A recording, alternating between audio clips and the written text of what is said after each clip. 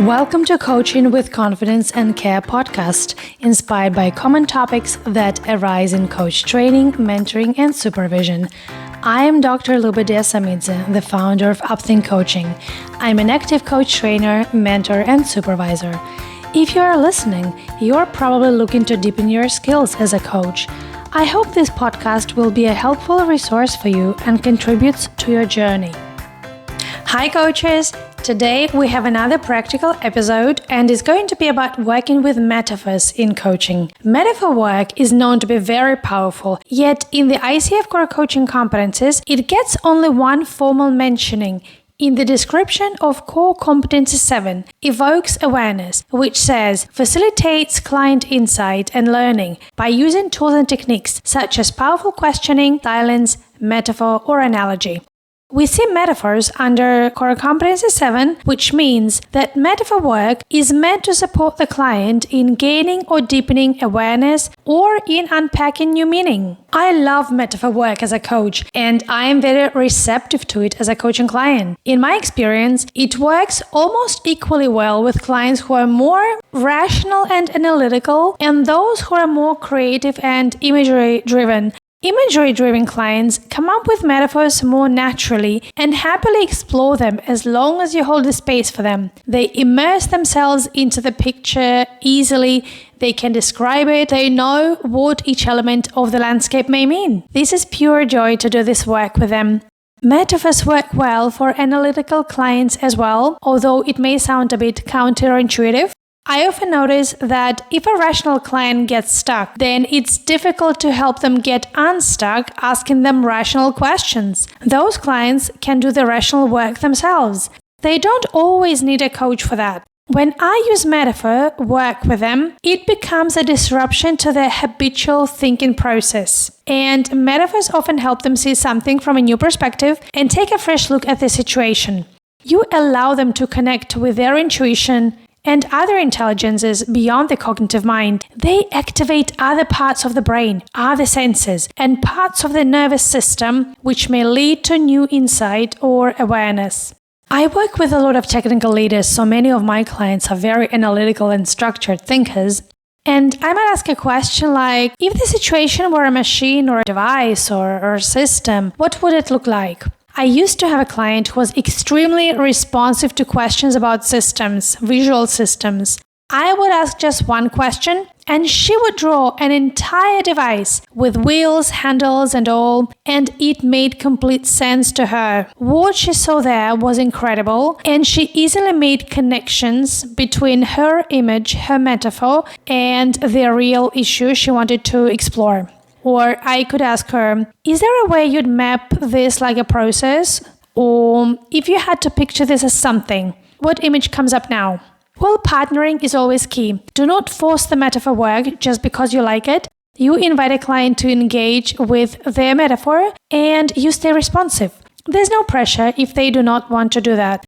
Now, metaphors are extremely common in language. Many expressions we use every day, often without noticing, are descriptive and metaphorical. So, broadly speaking, metaphors are not only sentences like, I feel lost in a maze, but also expressions like, it's hazy or there's a lot on my plate. Many idioms and fixed expressions are metaphorical as well. Do we need to explore each of them in a coaching session? That would be impossible. So we pay attention to the instances where a client uses a metaphor as a sense-making tool. Metaphors help people interpret something that is happening for them. How can you identify which of the metaphors deserve your attention and which of the metaphors can be skipped without missing something important for a client? As always, I think it would be limiting to give hard and fast rules because context determines what works. We dance in the moment and we do not use formulas when we coach. That being said, to me personally, what makes a metaphor worth working with, first of all, is its emotional charge, because it signals some meaningful material for the client. So it's not only verbal, it's a combination of verbal and non-verbal. Then there are metaphors with clear structure and elements. When the imagery is rich, there's more to work with, and it becomes like a parallel reality we can invite the client into. And there are also spontaneous, alive metaphors. The ones that client creates in the moment, to me, that signals the client is not speaking out of habit, but actively making sense of something in that moment.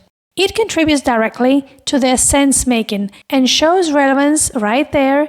On the contrary, if we look at situations when exploring a metaphor may be less powerful, one of those could be when your client feels complete. They're already clear and moving towards action. If you're present and observant, you'll notice that clients bring a lot of rich material through their stories, and we can explore it endlessly. But if the client is satisfied with what they've achieved and you're nearing the end of the session, they usually don't need more awareness, unless something truly critical is emerging. Then, when a metaphor has no emotional charge or takes the conversation away from the client's actual goal, it is not contributing to what they wanted to explore or achieve or learn in the session. It may not contribute to new awareness, supporting the client in achieving the session outcome. What's really critical when you work with metaphors is to avoid interpretation. Never explain a client's metaphor or assign meaning to it yourself. Especially if you coach cross-culturally. If a client says, "I'm hitting a wall," do not say, "So the wall is your boss, right?" Some coaches ask, "Are there situations where I can share a metaphor if the client doesn't have one? Or an image just comes to my mind?" I do not typically share my own metaphors, but if a client does not come up with one and I think we are stuck in the session, I could ask them to come up with a metaphor. I might ask something like, "Do you have an image?" Or "What image comes to mind when you talk about this?" Or "What's that like for you?" Always meet the client where they are. Metaphor formation is a highly personalized process, and you want to stay with how your client thinks and processes because this is where they can find their answers. Now let's look at some of the ways you can work with a metaphor and what you can do when a metaphor appears. I'd start with exploration, just to test it and see whether there is any resonance when you engage with a metaphor. So, for example, if a client says, "There's a wall between me and the next step in my role. I can see what's on the other side, but I can't get through." And you could ask something like, "What kind of wall is that?" Or your client says, "It feels like I'm stuck in a maze with this decision." You could ask them, "Where are you in the maze right now?" Or your client says, "It's like I'm in the middle of a storm at work. I can't see clearly. I'm just trying to stay afloat." You'd ask them, "Say a bit more. What's happening in that storm?" Some coaches stop there, and it's perfectly fine as long as some awareness is created for the client. Other coaches like to be more intentional with metaphors and not just abandon them after exploring, but do some work with them and use metaphors as an intervention. In this case, there are a few strategies or there are a few things you could do. First, support the client in developing the metaphor, essentially bringing the picture to life, and then see whether a shift becomes possible and whether it can be integrated into new behaviors, insights, or learning. To immerse them deeper into the landscape, you can ask them questions like, "What's the hardest part of that maze?" Or "What else do you notice about that wall? What caused the storm?" Or "What stands out most in the weight you're carrying?" Appeal to their senses, help them actually experience and live the metaphor, not just discuss it in a detached way. Another strategy to make metaphors more concrete is to ask questions that explore sensory details and clarify relationships. I'm a big fan of embodiment and somatic coaching. I believe the body never lies. So whenever we invite clients to connect with bodily sensations, it brings rich information and deepens awareness. The more details a client shares, the more connected they become to the metaphor, which supports their processing. They stay inside the story, and the flow of their reflection remains uninterrupted. I'll refer to the same examples throughout this episode, the ones that I mentioned earlier with the wall or the storm or the maze. So if they talk about the wall, you could ask, "How close are you to that wall?" Or, speaking of other metaphors, asking questions like, "Is that storm loud or more distant?" Or, "What is the distance between you and that wall. Once awareness deepens, you can support the client in shifting something within the metaphor, and that often creates a shift in how they think about the issue they brought to the session and they want to resolve. You can ask perspective-shifting questions about the metaphor before you help your clients connect the dots and go back to their actual topic. You can offer a challenge or a playful provocation and ask something like, does that wall have to stay there?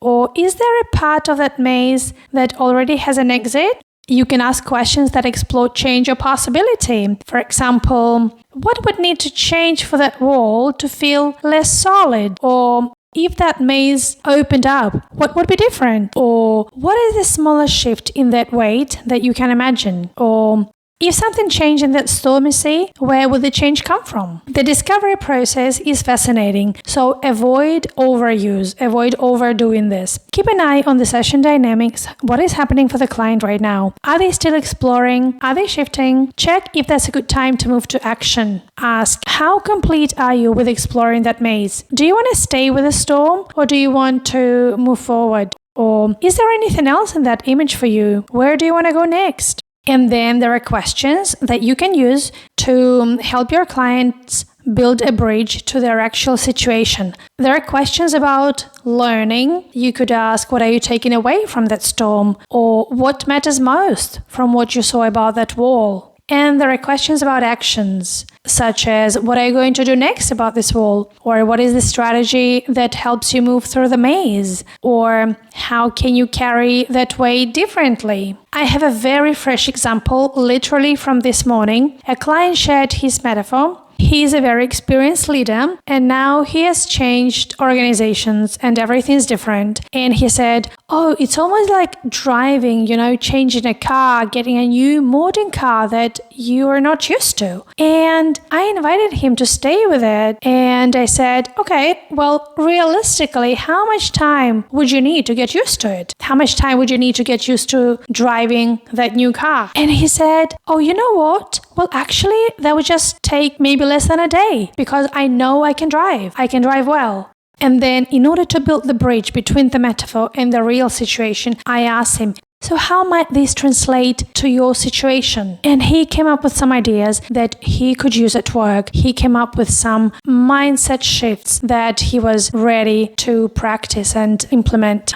Well, last but not least, experiment and have fun. After a session where you worked with a metaphor, it could be quite helpful to do some reflection work. That could be asking yourself simple questions like, how else could I have asked that during the session? Or where did I miss a chance to go deeper? How else could I have played with it? Such questions help you build your reflective capacity. That's all I wanted to tell you about metaphors in this episode. If you want to learn more about the topic and the clean language approach, there's an interview on my YouTube channel that I've done with Sharon Small, who's an outstanding clean language coach. Part of that interview is a short demo session where I am acting as a client and Sharon explores my metaphor.